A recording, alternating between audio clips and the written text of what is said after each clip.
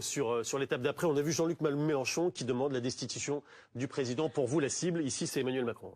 Déjà, c'est fabuleux, je veux dire, un gouvernement qui dure 12 heures. Alors c'est vrai que M. Lecornu nous avait promis des changements, des ruptures sur le fond et sur la forme. C'est ça la rupture. C'en est une, c'est-à-dire 12 heures pour un gouvernement, c'est quand même assez court, c'est 5 minutes douche comprises, quoi. Mais maintenant, ce qui se passe, c'est que j'entends M. Vallée qui dit la dissolution. Nous, on n'a jamais eu peur des élections, donc on y retournera s'il faut qu'il y ait une dissolution.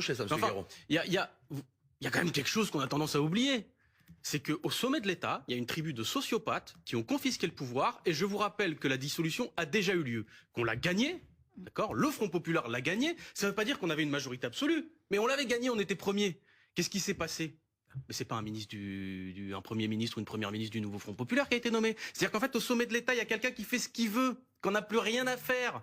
Et la seule solution pour que ça s'arrange, c'est qu'il s'en aille. Parce que Emmanuel Macron est la cause du blocage politique. Et honnêtement, je vais vous dire une chose.